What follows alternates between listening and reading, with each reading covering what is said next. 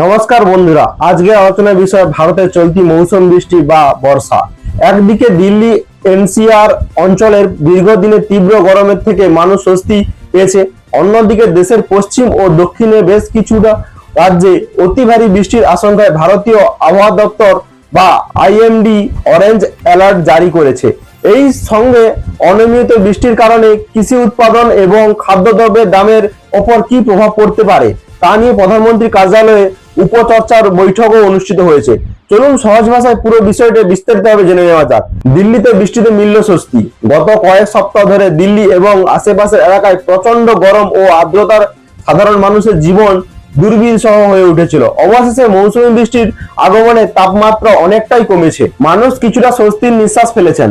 তবে এই বৃষ্টির সঙ্গে এসেছে জল জমে যাওয়া, যানজট এবং কিছু এলাকায় দৈনন্দিন জীবনের বিঘ্ন সমস্যা।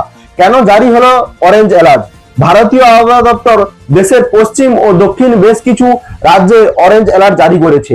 অরেঞ্জ অ্যালার্ট অর্থ হলো আবহাওয়া বিপজ্জনক হতে পারে। ভারী থেকে অতি ভারী বৃষ্টি, প্রবল বাতাস, পাহাড়ি এলাকায় ভূমিধস, নিচু এলাকায় জলবদ্ধতার মতো পরিস্থিতি তৈরি হতে পারে। তাই সাধারণ মানুষকে অপ্রয়োজনীয়ভাবে বাইরে না যাওয়া এবং প্রশাসনের নির্দেশ মেনে চলার পরামর্শ দেওয়া হয়। এই সতর্কবার্তা মূলত আগাম প্রস্তুতি নেওয়ার জন্য, যাতে বড় ধরনের ক্ষয়ক্ষতি এড়ানো যায়। বর্ষার আচরণ কেন বদলে যাচ্ছে? বিশেষজ্ঞদের মতে এবার বর্ষার বৃষ্টিপাত অনেক এলাকায় স্বাভাবিক নয়। কোথাও দীর্ঘদিন বৃষ্টি হচ্ছে, আবার কোথাও খুব অল্প সময়ে অতি ভারী বৃষ্টি হচ্ছে। এই ধরনের অনিয়মিত বৃষ্টিপাত কৃষি, জল সংরক্ষণ এবং সাধারণ মানুষের জীবনযাত্রার উপর বড় প্রভাব ফেলতে পারে। প্রধানমন্ত্রীর কার্যালয়ে জরুরি বৈঠক কেন? বর্ষার এই পরিবর্তিত পরিস্থিতি নিয়ে প্রধানমন্ত্রী কার্যালয়ে একটি উচ্চ পর্যায়ে বৈঠক করেছেন। এই বৈঠকে মূলত তিনটি গুরুত্বপূর্ণ বিষয় নিয়ে আলোচনা হয়েছে। প্রথমত, কৃষিক্ষেত্রে এর কি প্রভাব পড়তে পারে। দ্বিতীয়ত, খাদ্যশস্য উৎপাদন কমে গেলে বাজারে নিত্য প্রয়োজনীয় জিনিসের দাম বাড়তে পারে কিনা।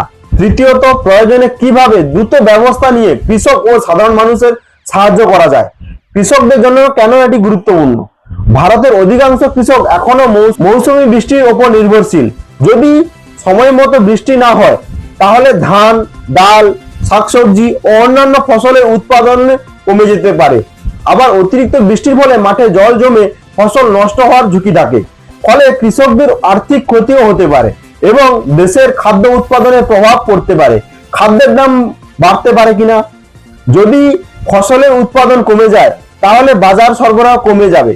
সরবরাহ কমে গেলে সাধারণত সবজি, ডাল, চাল সহ বিভিন্ন খাদ্যপণ্যের দাম বাড়তে পারে। এতে সাধারণ মানুষের সংসারে খরচ বেড়ে যাওয়ার আশঙ্কা থাকে। তাই সরকার এখন থেকেই পরিস্থিতির উপর নজর রাখছে। সাধারণ মানুষের কি করা উচিত? ভারী বৃষ্টির সময় অপ্রয়োজনীয় ভ্রমণ এড়িয়ে চলুন। স্থানীয় প্রশাসন ও আবহাওয়া দপ্তরের সতর্কবার্তা নিয়ম অনুসরণ করুন। জলবদ্ধ রাস্তা, নদী বা পাহাড়, ঝুঁকিপূর্ণ এলাকায় সতর্ক থাকুন। জরুরি প্রয়োজনে টর্চ, মোবাইল চার্জার এবং প্রয়োজনীয় ওষুধ সঙ্গে রাখুন। সব মিলিয়ে বলা যায়, বর্ষা যেন গরম থেকে স্বস্তি এনে দেয়, তেমনি অতিরিক্ত বা অনিয়মিত বৃষ্টি বড় ধরনের সমস্যা তৈরি করতে পারে। তাই আবহাওয়ার পূর্বাভাস মেনে চলা, সতর্ক থাকা এবং সরকারি নির্দেশ অনুসরণ করা খুবই গুরুত্বপূর্ণ। আপনাদের এলাকায় কি ভারী বৃষ্টি হচ্ছে? নিচে মন্তব্য করে অবশ্যই জানাবেন। ভিডিওটি ভালো লাগে লাইক, শেয়ার এবং ফলো করতে ভুলবেন না। সবাই ভালো থাকুন, নিরাপদে থাকুন। ধন্যবাদ।